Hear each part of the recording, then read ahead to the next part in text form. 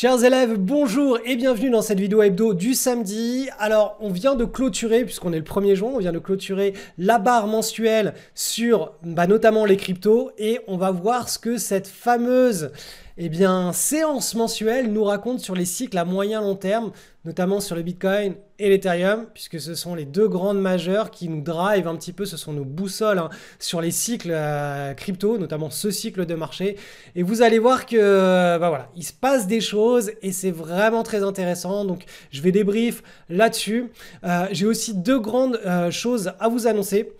La première, c'est que si vous avez déjà fait mon école en tant qu'élève, mon école Le Spéculateur Libre, je vous ai envoyé un email, réclamez-le moi, je vais en reparler dans cette vidéo, mais vous avez accès à un pass jusqu'à ce soir minuit avec énormément de gros avantages. Deuxième chose, j'ai décidé d'instaurer une nouvelle rubrique dans cette vidéo hebdo. Si vous me suivez depuis 10 ans, 15 ans, sachez que les nouvelles rubriques, quand je les instaure, en général, je les garde pendant... Enfin, je crois que j'ai jamais enlevé une rubrique. Si j'ai enlevé les rubriques des opportunités de Swing Trade Daily Hebdo, parce que je réserve ça maintenant à mes élèves dans la communauté privée.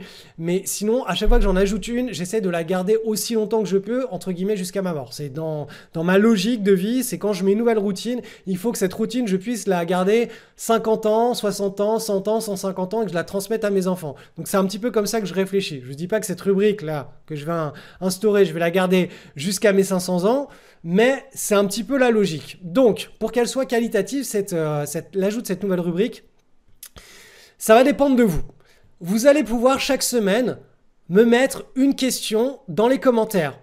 Et la semaine d'après, je sélectionnerai parmi toutes ces questions une et je la traiterai, on va dire, avec un certain niveau de profondeur. Donc, si j'arrive à trouver des cas pratiques, des exemples, des anecdotes personnelles, des choses en rapport avec cette question que j'aurais choisie, je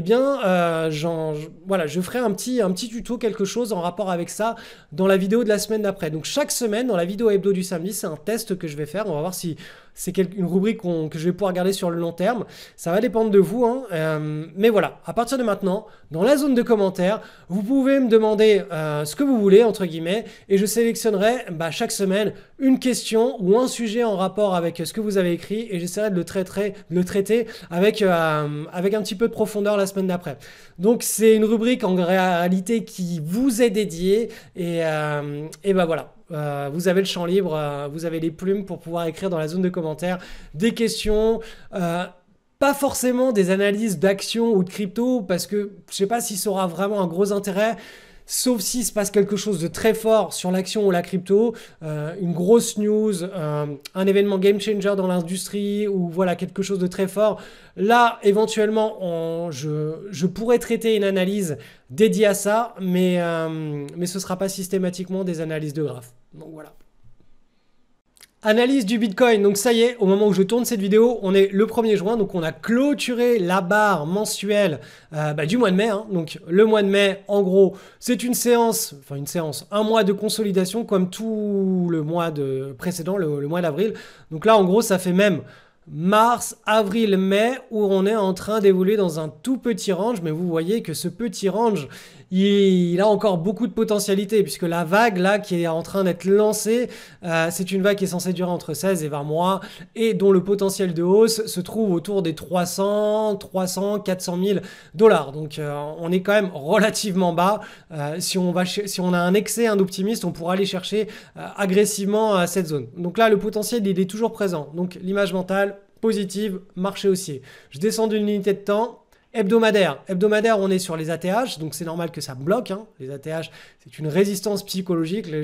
On a bien monté, donc les gens sont un petit peu... les investisseurs se disent « Ok, je prends des profits, est-ce que je recharge? J'attends de voir ce que tout le monde fait. Ok, on remarque que, grosso modo, tout le monde là, ce que tout le monde est en train de faire, c'est certainement pas de lâcher agressivement, de revendre agressivement, mais plutôt toutes ces mèches montrent que les acheteurs, dès que ça revend, il y a des acheteurs, des institutionnels, je sais pas qui sont ces acheteurs et honnêtement, j'en ai rien à faire. Tout ce que je vois, c'est que les grosses mains, les liquidités s'investissent et qu'à chaque fois que ça essaye de baisser, c'est rattrapé vers le nord. Donc là, on a une petite consolidation, vous voyez, un double creux qui est en train de se faire.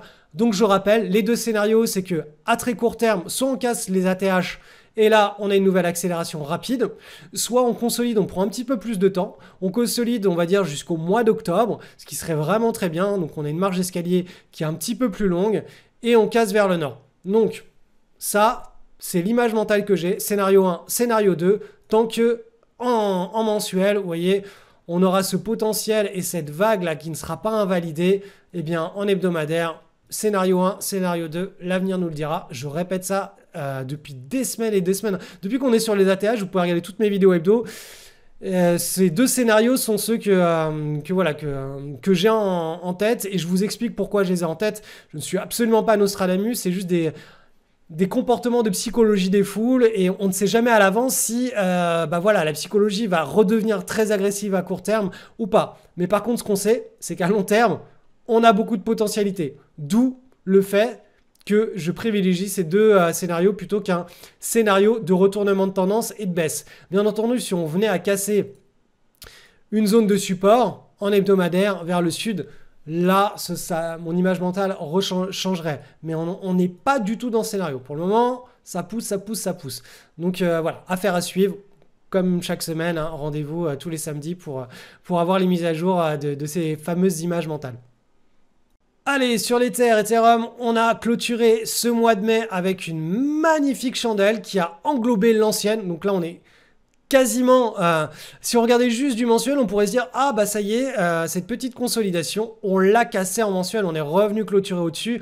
On n'a jamais clôturé aussi haut et au-dessus d'une résistance depuis que le nouveau bull market a été lancé. Donc potentiellement, si on regardait juste ce graphe, on se dirait, ok, potentiellement, la nouvelle vague de hausse est lancée sur Ethereum.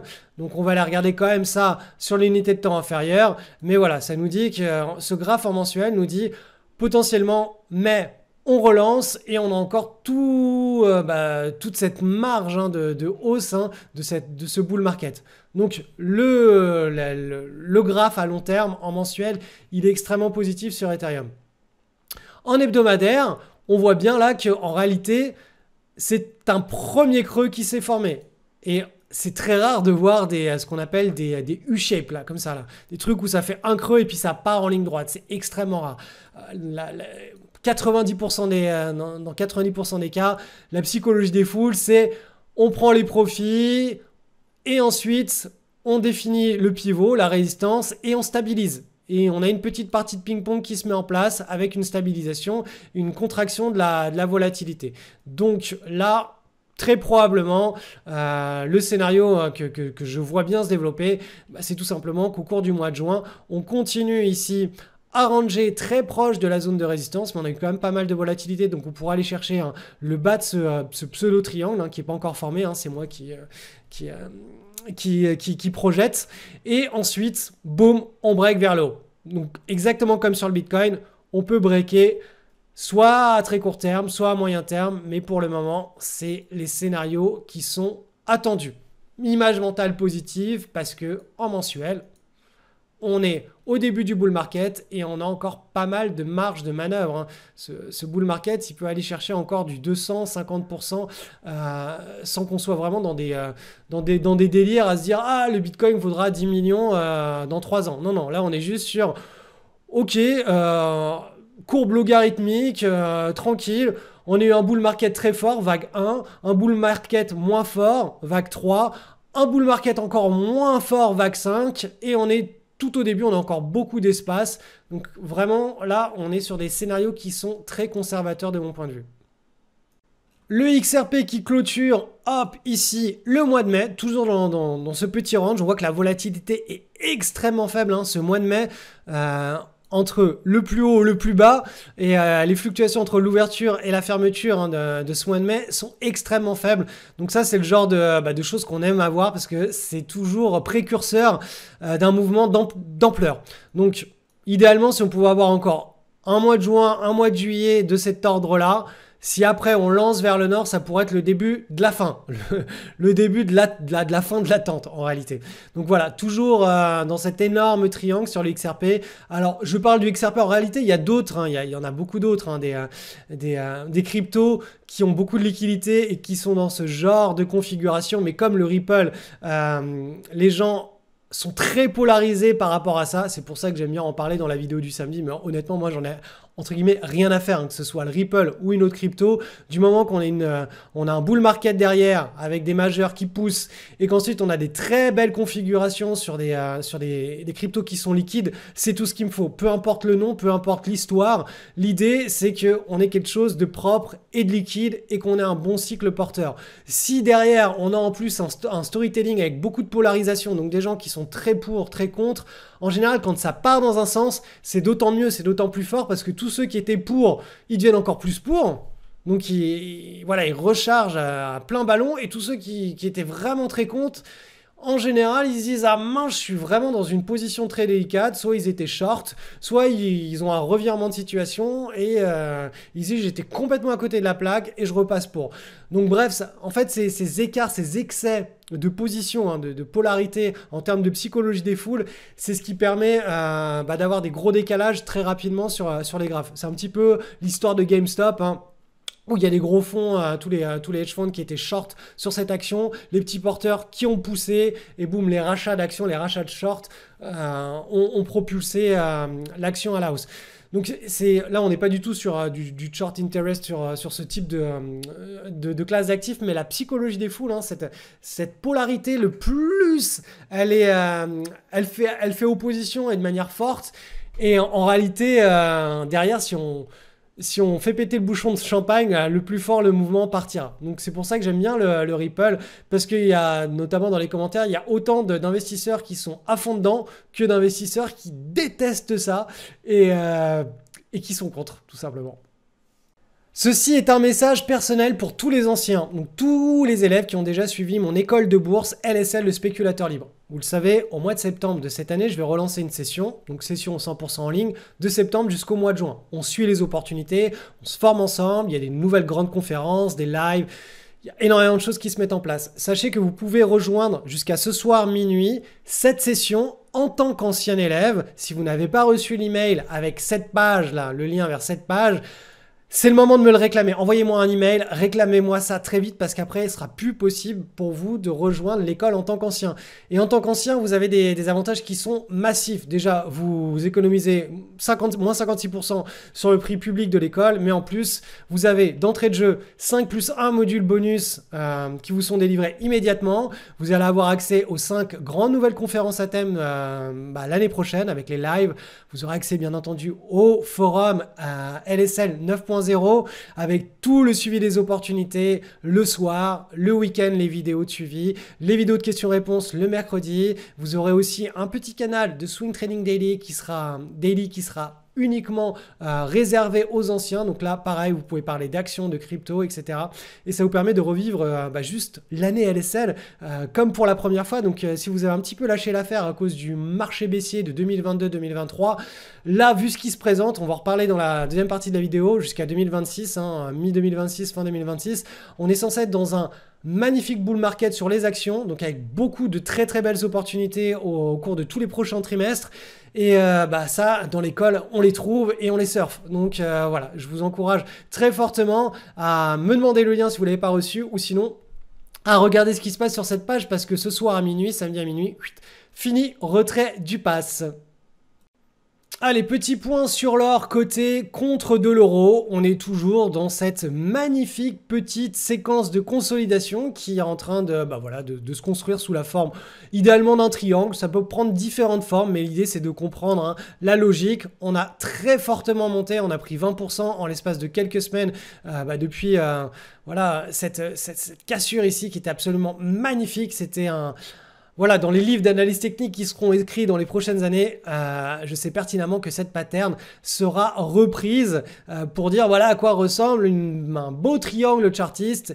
Et bien entendu, quand on sait un petit peu lire la psychologie des foules sur les graphiques, eh bien on est capable de timer tout ça en direct, de savoir où prendre position, comment placer ses stop loss. Et ensuite, c'est une question de suivi de tendance. Donc là, pour le coup, première petite consolidation. On est probablement, la fin sera probablement, on va dire, allez, courant juillet, si c'est une petite consolidation qui est toujours dans le tempo du momentum. Si ça se transforme en une consolidation un petit peu plus grande, on y reviendra. Mais pour le moment, le scénario le plus probable, c'est que d'ici voilà, le mois d'août, on est maturé cette consolidation, on break et on repart à nouveau sur une impulsion haussière. Donc l'or, hein, qui a lancé son nouveau cycle, a encore pas mal de potentiel. L'or coté en dollars, la logique est exactement la même. On a breaké au mois de mars en mensuel. Je vous passe ça en hebdomadaire. Donc cette semaine, pareil que sur l'or coté en euros, on a eu une petite semaine de baisse qui se fait au sein d'une petite consolidation, donc petite partie de ping-pong qui est en train de se restreindre entre les deux joueurs. Et l'idée, c'est que si derrière, d'ici le milieu ou la fin de l'été, on observe un break vers le nord, boum, on pourra anticiper une nouvelle accélération à la hausse. Sur le silver maintenant, alors où es-tu ? Voilà, l'argent métal. Donc, je vous l'avais expliqué dans une précédente vidéo, on a eu un magnifique signal de breakout là au cours des dernières semaines. Donc, le mois d'avril, boum, on a breaké, on a validé ça au mois de mai. Et sur de l'hebdomadaire, c'était là cette semaine, hein, la semaine du 1er avril, le signal. Donc là, on a validé, on est revenu tester la zone et puis bon, là on est reparti directement. On n'est plus comme dans le cas de l'or en train de consolider. On est à nouveau dans la dynamique de hausse. C'est pour ça que j'ai des attentes sur l'or qui sont plus basées sur une pattern. Je reviens sur l'or à court terme, donc qui devrait très rapidement se terminer et avoir un nouveau break vers le haut, que sur une pattern à plus moyen terme qui pourrait durer plusieurs mois ou 1 ou 2 trimestres.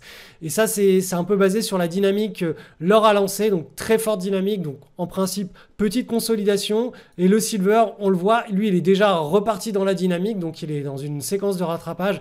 Ça veut dire que vraiment, il se passe quelque chose au niveau des métaux précieux. Il y a énormément d'acheteurs, il y a une grosse pression acheteuse. Il y a un consensus des prix qui est en train de se décaler brutalement vers le nord. Donc voilà, les chevaux sont lâchés. Donc là, c'est d'où mon image mentale qui est aussi optimiste sur les métaux précieux pour l'année 2024 et sur le moyen long terme pour les prochaines années. Analyse du SP500 avec une petite semaine de pause, tout comme la semaine précédente. Regardez, cette semaine, on est allé chercher relativement bas et on allait récupérer à proximité de l'ouverture de lundi. En vendredi, on est resté sur les mêmes niveaux. On est toujours au-dessus du pivot. Donc là, on est en réalité dans une toute petite consolidation. Voilà, suite à 1, 2, 3, 4 semaines de hausse. Le break, donc le break ça veut simplement dire on est toujours dans ce canal ici en très plein, donc la vitesse a accéléré, on était en 3e vitesse en pointillé et puis là on est potentiellement en train de passer en 4e vitesse pour aller chercher cette fameuse zone d'ici la fin de l'année 2025. Pour le moment, en tant que ce canal en très plein tient, ça veut dire que la psychologie des foules est vraiment très optimiste, très haussière et on a cet objectif en vue sur les prochaines semaines et les prochains mois. Je vous rappelle que l'image à long terme en mensuel, c'est tout simplement, voilà, ici en violet, c'est ce qu'on a pour objectif d'ici la fin de l'année 2024 et la fin du bull market, c'est à horizon mi-2026, fin 2026, les projections que l'on a eues par rapport au dernier bull market. Donc voilà, sur les dernières psychologies des foules, c'est des mouvements qui sont réalistes, qui ont été réalisés, qui sont à nouveau réalisables. Donc voilà, on a 3 scénarios. Ça nous donne une zone en termes de temps et d'amplitude. Et c'est pour cette raison que j'ai des attentes qui sont assez optimistes concernant l'année 2025 et 2026. Donc 2024, 2025 jusqu'à mi-2026, voire fin 2026. En gros, les prochains trimestres et les 2 prochaines années, je reste très optimiste sur les capacités à engendrer des plus-values sur les marchés financiers pour tous les spéculateurs qui ont des routines de swing trading en hebdo ou en daily, mais surtout en hebdo. Ça va nous permettre, cette belle hausse, cette belle vague haussière sur plusieurs trimestres devrait nous permettre d'engendrer beaucoup de belles positions, plein d'opportunités. Donc bien entendu, on n'a pas des opportunités tous les jours, toutes les semaines. Il y a certains mois où il n'y a pas grand-chose, il y a d'autres mois où c'est plein. Mais l'idée, c'est simplement de là, pour le coup, être dans ces routines. Tous les soirs, on lance les screeners, on sélectionne les meilleures opportunités quand on en a, on respecte son money management et on surfe les tendances. C'est pas très compliqué à partir du moment où on sait ce qu'il faut faire. Je vous rappelle que la même routine, là, que je vous encourage très fortement à lancer pendant les 2 prochaines années, si vous l'aviez lancé pendant toute l'année 2022, même à la fin de l'année 2021, il se passait pas grand chose. On n'avait pas grand chose qui sortait sur nos screeners, même on va dire, jusqu'au mois de mars, mois d'avril de l'année 2023, il se passait pas grand chose. Donc, c'est aussi ça, hein, être un spéculateur, c'est avoir la capacité de prendre du recul et de se dire, bon, bah, de toute façon, les conditions de marché ne sont pas bonnes. Donc, c'est normal, entre guillemets, que je ne trouve pas d'opportunités. On peut pas les inventer, ces opportunités. Cependant, là, maintenant, il y a des vagues à surfer, il y a plein de vagues, donc sortez les planches de surf, allez à la plage régulièrement, parce que là, au cours des prochains trimestres, vous allez avoir des très très très belles sessions de surf. Donc voilà, là on termine l'année LSL, hein, cette session, la prochaine, donc avec un très très bon track record, hein, pour l'école, parce qu'on a saisi les opportunités au fil de l'eau entre octobre et maintenant. La prochaine session LSL est prévue pour le mois de septembre, donc je vous relance par rapport à ça, mais voilà, tous les anciens qui ont fait LSL, allez regarder dans vos emails, vous avez reçu un email hier qui vous permet de vous réinscrire à la nouvelle promotion LSL avec un tarif à moins 56% du tarif public, avec des bonus, des modules bonus. Vous verrez, il y a aussi 5 grandes nouvelles conférences de prévues pour l'année prochaine. Et bien entendu, on va pouvoir saisir ensemble toutes ces belles opportunités qui devraient se manifester sur nos screeners pendant le prochain bull market, enfin le bull market actuel qui devrait avoir des visages différents, donc des accélérations, des pauses, mais pendant toutes les zones d'accélération, c'est là en gros où on fait notre perf. Allez, on passe sur le Nasdaq 100, l'indice des valeurs technologiques, qui, vous le voyez en mensuel, hein, magnifique bull run depuis la crise des subprimes depuis 2008. Donc voilà, pareil que sur l'SP500, ta séance, boom, break en mensuel, donc mois de décembre. Absolument, voilà, c'est là où on change complètement de psychologie des foules. Et donc, là, on est vraiment, vous voyez, on est au tout début, hein. Là, le potentiel de ce bull market, il est vraiment très impressionnant, surtout sur le Nasdaq qui a beaucoup plus de volatilité. Quand on a la volatilité qui part vers le nord, on a des mouvements qui sont très très sérieux vers le nord. Donc voilà, on est proche des pivots. Le potentiel du bull market, il est encore bien bien loin devant nous. Donc je vais vous faire un petit zoom sur la petite consolidation que l'on est en train d'observer depuis 1-2 mois. Hop là, je passe en hebdomadaire et vous voyez cette petite consolidation, on a exactement la même sur le SP500. Cette semaine, pareil, petite semaine de pause. La semaine dernière est une semaine de hausse, donc on est au-dessus du pivot. Donc la logique est identique à celle du SP500, à savoir on passe de la vitesse, hein, de momentum du canal en pointillé à potentiellement le canal en très plein pour aller chercher le haut au cours des prochains mois, d'ici on va dire la fin de l'année 2025. Donc voilà, moi je reste absolument, j'ai une image mentale qui est absolument exceptionnelle, hein, pour les prochains trimestres 2025-2026. Donc il en faudrait beaucoup pour que cette image mentale change, hein. Il faudrait qu'on vienne retourner la tendance, hein, qu'on casse ce genre de choses, que ce soit cassé par le bas, qu'on casse en support et en mensuel. Et là, on rentrerait dans une autre psychologie des foules. Mais là, on en est très très très loin de tout ça. Là, tout pousse vers le nord. Donc voilà, c'est vraiment des conditions de marché qui sont idéales pour apprendre la spéculation. Et si vous aviez un petit peu arrêté la spéculation, vous y remettre, rejoindre l'école si vous êtes un ancien en tant qu'ancien pour pouvoir bien vous y remettre et être accompagné pendant toute l'année 2025. Donc je sais, je pousse un peu cette semaine, mais en même temps, il reste que 15 heures. Donc c'est ce soir, tous les anciens qui ont déjà fait mon école de bourse, si vous n'avez pas reçu le lien à cette page pour avoir votre passe en tant qu'ancien, envoyez-moi un email de manière à recevoir très rapidement cette page. Vous allez voir, en vous y inscrivant, vous avez immédiatement 5 plus 1 module surprise qui sont des modules complémentaires à LSL. Vous allez voir sur cette page les 5 grandes nouvelles conférences et puis bien entendu ça vous permet de revivre l'année LSL avec le suivi des marchés, toutes les opportunités, les questions-réponses, les lives, les grandes conférences, bref, tout est décrit sur cette page. Le lien, vous l'avez reçu par email. Si vous n'avez pas reçu l'email, dépêchez-vous de m'envoyer un email pour pouvoir la recevoir, cette page. Et je vous rappelle que ce pass, il est uniquement réservé aux anciens et jusqu'à ce soir minuit, moins 56% par rapport au public, au tarif qui sera proposé publiquement au mois de septembre. Donc vraiment, c'est le moment de prendre la décision. Super bull market qui nous attend pour 2025-2026.